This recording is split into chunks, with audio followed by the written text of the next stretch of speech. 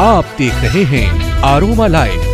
दिन भर की ताजा तरीन खबरों के साथ रहिए हमेशा अपडेट। किसान बिल के विरोध और बढ़ती महंगाई को लेकर जाप सुप्रीमो पप्पू यादव पटना के सचिवालय हॉल्ट पहुंचे, जहां उन्होंने रेल चक्का जाम का आयोजन किया था। पप्पू यादव ने नरेंद्र मोदी का विरोध करते हुए कहा कि लड़ाई बहुत क्लियर है। आप एमएसपी कानून वापस लेने के बजाय सबको मार रहे हैं, आतंकवादी कह रहे हैं, पेट्रोल डीजल गैस की कीमत बढ़ा दी है, सब्सिडी खत्म कर दी है, आम आदमी की जिंदगी खराब हो गई है और दूसरी तरफ किसान को आतंकवादी ठहरा रहे हैं। हम सब किसान और मजदूर के बेटे हैं। अगर केंद्र सरकार झुकने को तैयार नहीं है तो भारत का किसान और मजदूर मरने को तैयार है। लड़ाई आर पार है, इसमें समझौता नहीं होगी। किसान बिल वापस लेना पड़ेगा। हमारी जो मांगे हैं वो पूरी हो, अन्यथा हम मरने को तैयार हैं। रेल चक्का जाम को लेकर भारी संख्या में आरपीएफ और जीआरपी पुलिस बल मौजूद थी और किसी तरह समर्थकों को समझा बुझा कर रेल ट्रैक से हटाया। बिहार के कई जिलों में भी जाप द्वारा रेल चक्का जाम किया गया है।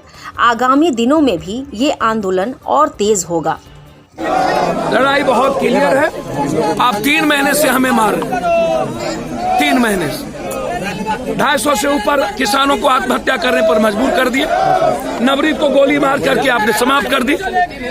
लाल किला में आपने साजिश रच करके गोली चला दिया और उल्टे ही आप हमको दुश्मन बना दिए, आतंकवादी बना दिए, उन्मादी बना दिए। हर चीजों को आपने कर दिया। आप हमको जरा बताइए।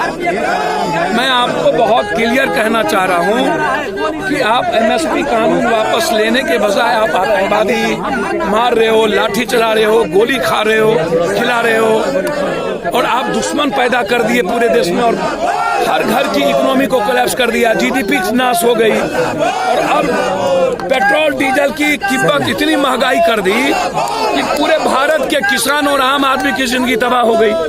उल्टे गैस की आपने कीमत बढ़ा दी, सब्सिडी खत्म कर दिया और दूसरी तरफ किसान को कह रहे हो नहीं फिनिश करो, किसान नहीं चलेगा, किसान आतंकवादी है। पाकिस्तान और चीन के बॉर्डर पर अब आतंकवादी कोई नहीं है, भारत में किसान आतंकवादी है।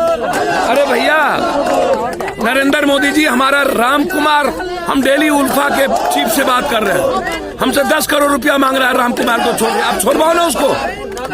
जो राम कुमार 2 महीने से है उसको आप कुछ करोगे नहीं।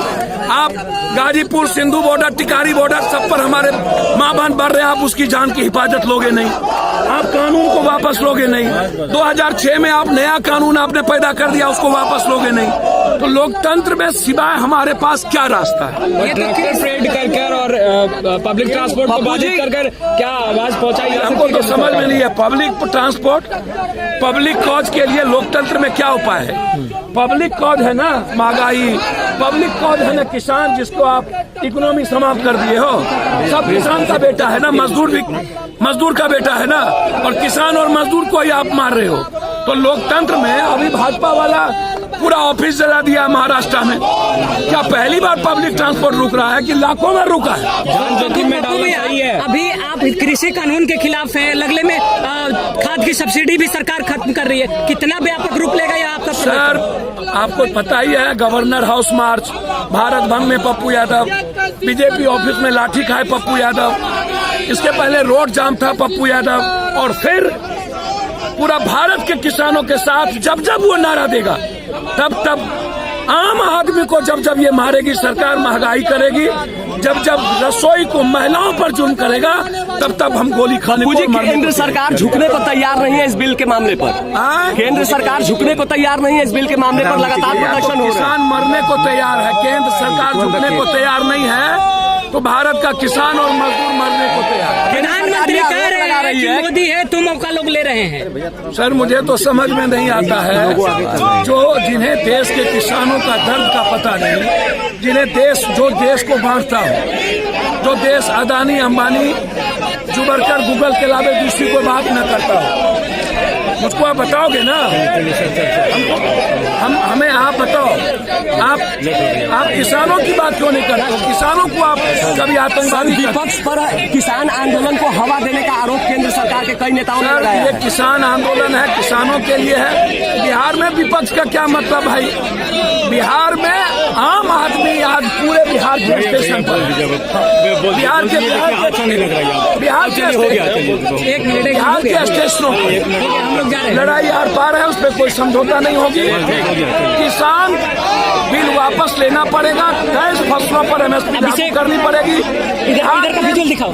मैं जो 2006 में MSP लागू।